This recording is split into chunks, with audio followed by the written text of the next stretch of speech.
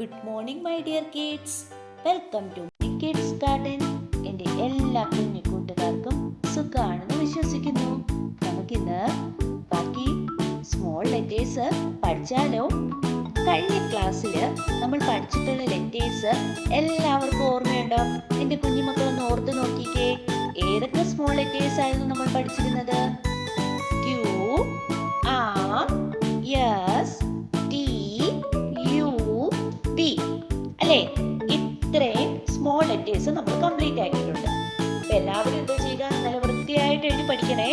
നമുക്കൊന്ന് എഴുതി നോക്കാം. എന്റെ കൂടെ എഴുതണേ. ഏതൊക്കെ എഴുതും?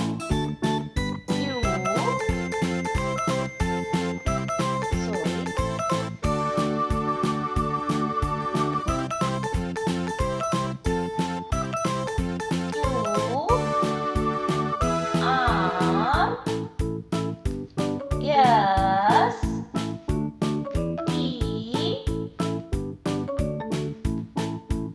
U,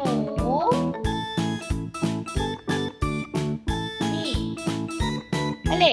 ഇത്രയുമായിരുന്നു നമ്മൾ പഠിച്ചിരുന്നത്. ഇന്ന് നമ്മൾ പഠിക്കാൻ പോകുന്നത് W. ഏതാണ്? W. W എങ്ങനെ എഴുതുന്നത് നോക്കിയാലോ?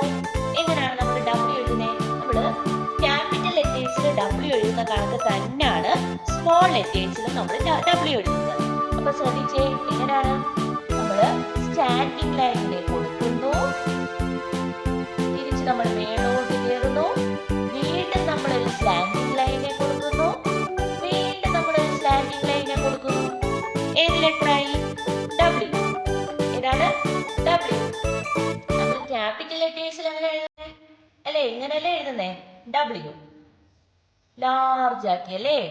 സ്മോൾ ലെറ്റേഴ്സിലാകും സ്മോൾ W. നമ്മൾ V പഠിച്ചില്ലേ? V കണക്ക് തന്നെ. ക്യാപിറ്റൽ ലെറ്ററിൽ ലാർജ് V അല്ലേ? സ്മോൾ ലെറ്ററിൽ സ്മോൾ V.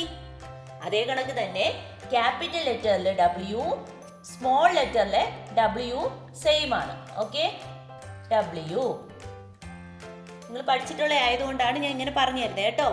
എളുപ്പമല്ലേ? ക്യാപിറ്റൽ ലെറ്ററിലെ W, സ്മോൾ ലെറ്ററിലെ W ഒരുപോലെയാണ്. ഓക്കെ, നമ്മൾ ക്യാപിറ്റൽ ലെറ്ററിൽ എഴുതുമ്പോൾ ലാർജ് ആയിട്ട് എഴുതും, സ്മോൾ ലെറ്ററിലാകും സ്മോൾ ആയിട്ട് എഴുതും. നമ്മൾ B പഠിച്ചില്ലേ? BA പഠിച്ചതും അതുപോലെ തന്നെ, അതേപോലെ തന്നെയാണ് W. ഓക്കെ, ഇപ്പോൾ കൂടുതൽ എക്സ്പ്ലനേഷൻ വേണ്ടല്ലോ Wനെ. നിങ്ങൾ പഠിച്ചിട്ടുള്ളതല്ലേ W. ഓക്കെ, ഇനി നമുക്ക് 4 ലൈനിൽ എഴുതുന്നത് നോക്കാം. 4 ലൈനിൽ എങ്ങനെയാ മാറ്റം വരുന്നത് നമുക്ക് നോക്കാം. ഓക്കെ, നമുക്കപ്പം സ്മോൾ ലെറ്റർ 4 ലൈനിൽ നമുക്ക് എഴുതി നോക്കാം അല്ലേ? അപ്പം നമ്മൾ പഠിച്ചേ Q മുതൽ നമുക്ക് സ്റ്റാർട്ട് ചെയ്യാം. റിവൈസ് ചെയ്യണ്ടേ? അപ്പം പറഞ്ഞേ, Q നമ്മൾ A പോലെ എഴുതി അല്ലേ? A കണക്ക് എഴുതിയിട്ട് തിരിച്ച് നമ്മൾ റിവൈസ് ഇറങ്ങി വരും അല്ലേ? എന്നിട്ട് ഹാഫ് സ്ലാൻഡിംഗ് ലൈൻ കൊടുത്തു Q. നെക്സ്റ്റ് പഠിച്ചത് ഏതായിരുന്നു? R. സ്റ്റാൻഡിംഗ് ലൈൻ കൊടുത്തു, തിരിച്ച് ബാക്ക് കയറി ഹാഫ് ആക്കി R. S എങ്ങനെയായിരുന്നു? ഈ 2 ലൈൻസിൽ നിർത്തി നമ്മൾ പാമ്പ് കണക്ക് എഴുതുന്നത് S. പിന്നെ നമ്മൾ പഠിച്ച ഏതാണ്? T. T എങ്ങനെയാണ്? സ്റ്റാൻഡിംഗ് ലൈൻ കൊടുത്തു, ഇവിടുന്ന് ചെറുതായിട്ടൊന്ന് വളച്ചിട്ട് ഒരു കുഞ്ഞ് സ്ലീപ്പിംഗ് ലൈനെ കൊടുത്തു T. Next U. U എങ്ങനെയാണ്? ടോപ്പിൽ നിന്ന് ബോട്ടത്തിലോട്ട് വന്ന് കറങ്ങി വന്നു, തിരിച്ച് റിവൈസ് ഇറങ്ങും U. Then V. V എങ്ങനെയായിരുന്നു? Standing line, slanting line V. ഈ 2 ലൈൻസിലും നിർത്തി. W. W എങ്ങനെയാണ് എഴുതുന്നത്? സെയിം തന്നെയാണ് അല്ലേ? 2 ലൈൻസിൽ നിർത്തി നമ്മൾ Wനെ എഴുതും. എങ്ങനെയാണ്? Standing line, then top, then bottom, then top W. Okay ആണോ? എളുപ്പമല്ലേ? W നമ്മൾ 2 ലൈൻസിൽ നിർത്തിയാണ് എഴുതുന്നത്. ഓക്കെ അല്ലേ?